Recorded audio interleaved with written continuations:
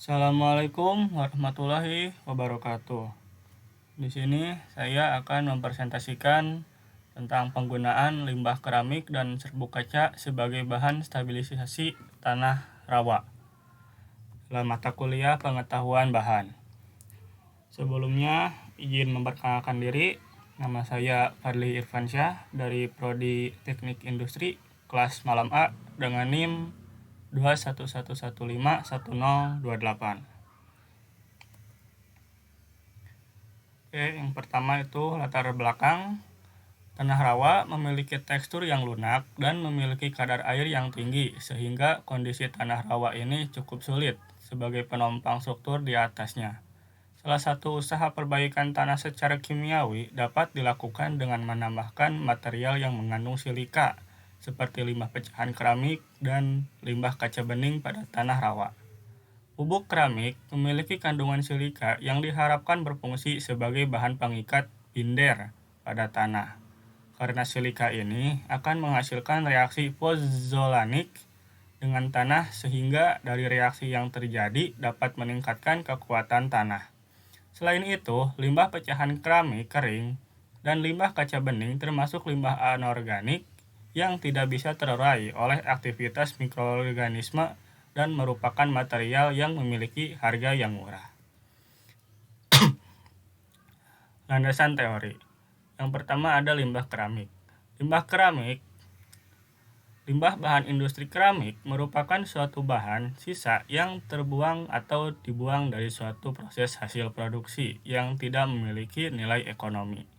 Agar limbah tersebut dapat memiliki nilai ekonomi, maka limbah tersebut harus dimanfaatkan atau diolah kembali menjadi bahan yang lebih berguna, yaitu dengan cara diolah kembali menjadi bahan aditiver dalam suatu proses stabilisasi.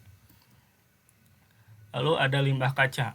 Kaca adalah amorf, non-kristalin, material padat yang bening dan transparan atau tembus pandang, yang merupakan salah satu produk industri kimia gabungan dari berbagai oksida anorganik yang tidak mudah menguap yang dihasilkan dari dekomposisi dan peleburan senyawa alkali dan alkali tanah, pasir serta berbagai penyusun lainnya. Analisa dan pembahasan. Yang pertama, pengaruh penambahan bubuk kaca dan bubuk keramik terhadap karakteristik tanah kadar air tanah. Penambahan bubuk kaca dan bubuk keramik pada tanah dapat menurunkan kadar air tanah. Hal ini dapat terjadi karena bubuk kaca dan bubuk keramik memiliki kadar air yang sangat kecil jika dibandingkan dengan tanah. Hubungan nilai kadar air dengan penambahan variasi presentasi bubuk kaca dan bubuk keramik dengan lama waktu pengeraman dapat dilihat di gambar di samping. Gambar di samping menunjukkan grafik hubungan setiap penambahan bubuk kaca dan bubuk keramik dengan lama pengeraman berpengaruh terhadap nilai kadar air. Semakin banyak penambahan bubuk kaca dan bubuk keramik dengan semakin lamanya waktu pengeraman, maka nilai kadar air semakin menurun. Lalu ada spesifik gravity. Pada pengujian berat volume butiran air tanah, penambahan bubuk kaca dan bubuk keramik sangat berpengaruh pada nilai specificity gravity. Semakin banyak presentasi penambahan bubuk kaca dan bubuk keramik dengan semakin lama waktu pengeramannya, maka nilai specificity gravity akan semakin naik. Untuk grafiknya bisa dilihat di gambar di samping. Gambar di samping menunjukkan grafik hubungan setiap penambahan bubuk kaca dan bubuk keramik dengan lama pengeraman berpengaruh terhadap nilai spesifik gravity.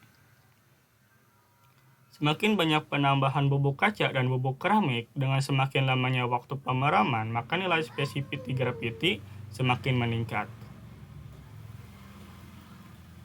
Lalu ada Atterberg's limit. Atterberg's limit ini dibagi menjadi 3. Yang pertama, batas cair tanah. Batas cair tanah Pada pengujian batas cair tanah, penambahan bubuk kaca dan bubuk keramik dapat menurunkan batas cair tanah. Untuk grafiknya bisa dilihat di gambar di samping.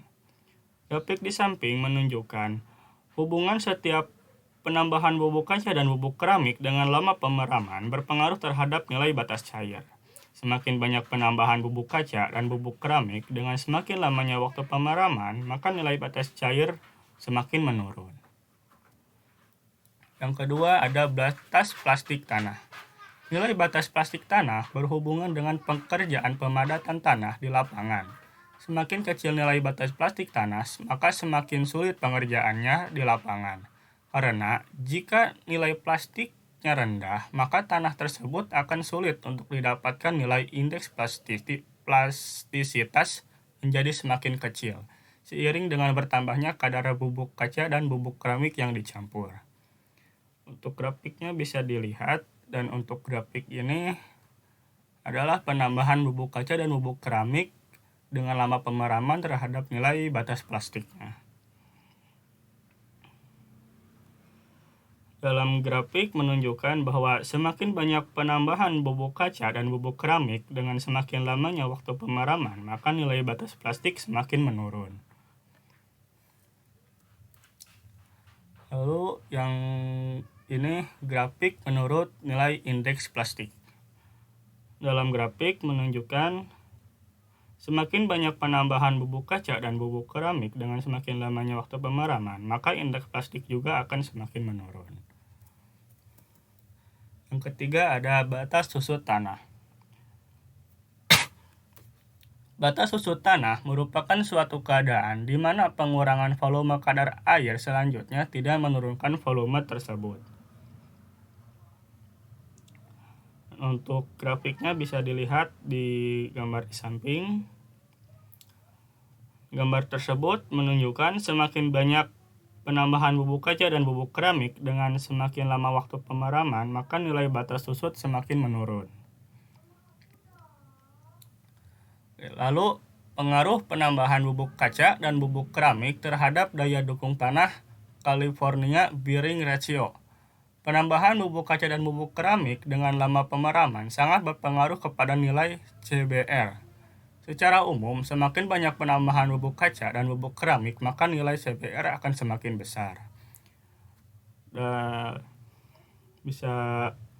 Grafiknya bisa dilihat dari gambar di samping. Semakin banyak bubuk kaca dan bubuk keramik dengan lamanya waktu pemeraman, maka nilai CBR semakin meningkat. Tetapi pada grafik di atas, pada persentase 30%, nilai CBR mengalami penurunan. Hal ini terjadi dikarenakan presentasi dari bubuk kaca dan bubuk keramik cukup besar, sehingga tanah yang dicampur dengan bubuk kaca dan bubuk keramik tidak dapat menyatu lagi secara homogen. Hal ini yang menyebabkan nilai CBR menurun.